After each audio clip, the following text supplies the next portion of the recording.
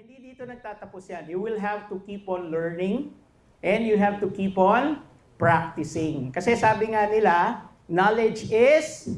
Oh, mali yun. Okay, alam ba nyo, mali yun, no? Because the right term is applied knowledge is power. So, kulang po ng salitang applied. You have to apply.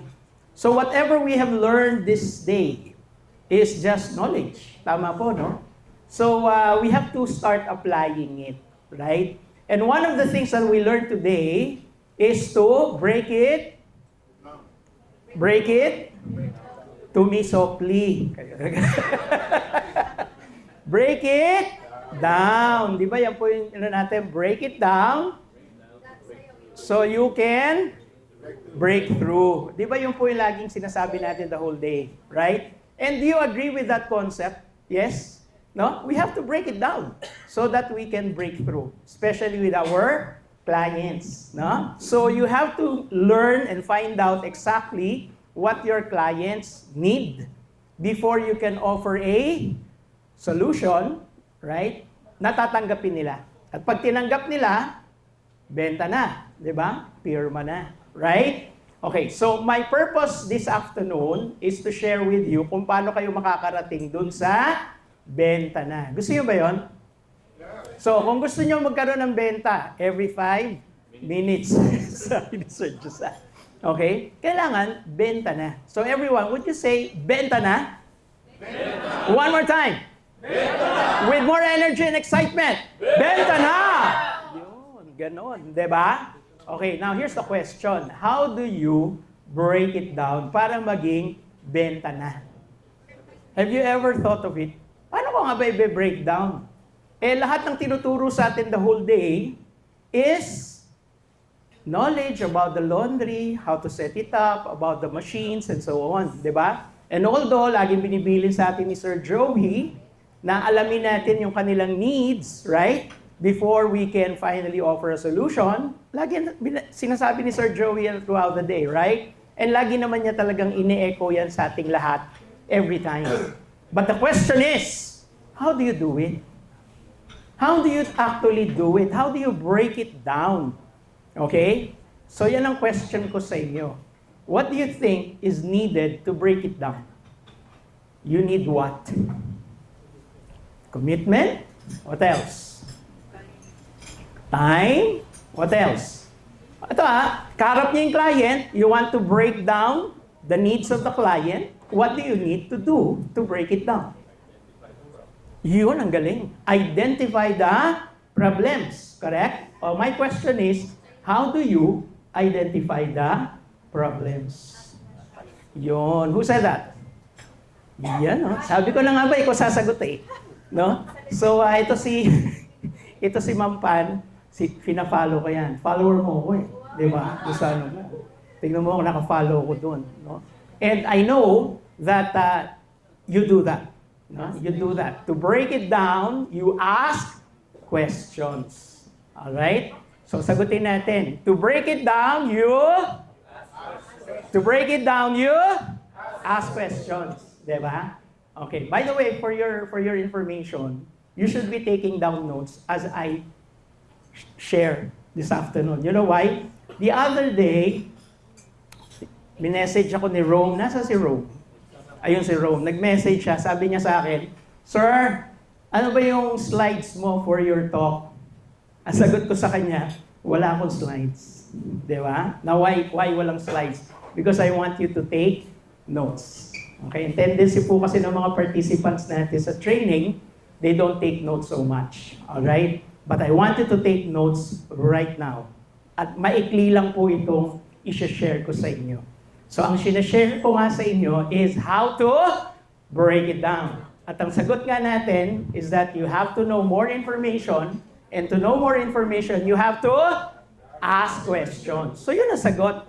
To break down things para inyo itong ma-breakthrough, you have to ask questions. Very simple. But the question is, how do you ask questions? Anong questions ang itatanong natin? Right? Okay, yun ang ituturo ko sa inyo today. Alright? Para hindi nyo makalimutan kung ano yung mga questions na itatanong nyo, you just remember the word probe. Everyone? Probe. How do you spell probe? Okay, ito, sir. Sir Chito, how do you spell probe? P-R-O-B. Yan, probe. P-R-O-B-E. Ano ba yung sabihin, sir, ng probe? Sir, pwede ba spelling na lang? Na-spell ko na nga eh. Yeah, probe, di ba? So probe comes from the word probing. Actually, ang root word is probe, no? Pero when you do it, you probe or kaya you do your probing, di ba? So probing is basically asking questions so that you will get more information about your client, prospect, or customer. Agree?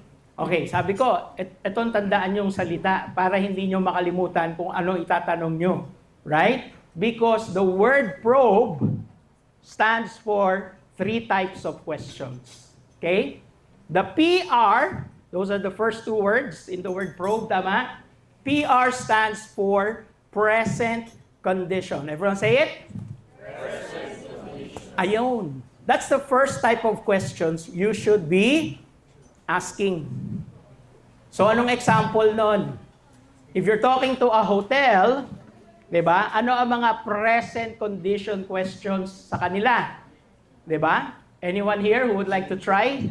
Ano po yung unang present condition question? Ano sabihin ng present condition? Yung kanilang na-experience now, right now. Sige, Sir Del, try. What's the first present condition question? Present condition question, aside from the... Sample lang to, example. Yes, go ahead. For a hotel. Paano niyo po nilalabahan ang inyong linen? Paano nilalaban ang inyong linen? Correct. Present condition. Because ang sagot doon kung ano ang kanilang ginagawa ngayon, right now. How are they doing it? Correct. Okay? O dito sa side na to. Go, CJ, go. Ano ang example mo ng present condition question? Yung, gaano karami yung pinaprocess ng leads? Yan. Yung quantity, no? Gaano karami, paano pinoprocess? Those are examples of present condition questions. Clear? Dagdagan pa natin example. Dito naman sa side na to. Sir Mario, learn from the master. Okay na, sir? May example. Yan. Saan kayo nagpapalaba ngayon? Yan. Saan kayo nagpapalaba ngayon? Right? Very good. Where do you get your laundry? We're done right now. So yung una, I hope it's clear to us. Meron pa example ng present condition. Yes, madam. Hindi, sige. Hindi, parang mamaya, mas malinaw, di ba? O, nabigyan agad ng example. Sige, go ahead. Magkano po yung cost? Yan, that's present condition. Magkano ang cost? Yes, okay. O, si Sir Van. Anong chemical ang gamit nyo? Anong chemicals ang gamit? Wow, galing. Good. Those are all present condition because it gets the idea kung ano ang nangyayari ngayon. Those are what we call present conditions. Okay? Simple? Yun po ang unang klase ng questions na tatanong nyo. Please start with that. Okay? Why? Kasi po yun, wala masyadong emotional content. Sino ang decision maker? Ay, yung general manager namin. Saan kayo nagpapalaba? Ay, dito sa meron kaming external supplier, si XYZ Laundry. Diba? Wala lang. They're just giving you facts. Yun ang kagandahan ng present condition. Wala siyang emotional investment doon sa sasagot. Hindi katulad, pag tinanong nyo, ano po mga problema na encounter nyo sa customer service? Suddenly, actually, kasi ang ganda naman ng laban namin eh. Choosy lang talaga sila eh. Diba? O ano nangyari? Defensive ka na, diba? Merong emotional investment sa kanila yon or emotional content sa kanila yung tanong. Do we follow? That's the second type of question, which is now OB. Diba? Probe. P-R-O-B. Kanina, PR stands for? OB now stands for obstacle question.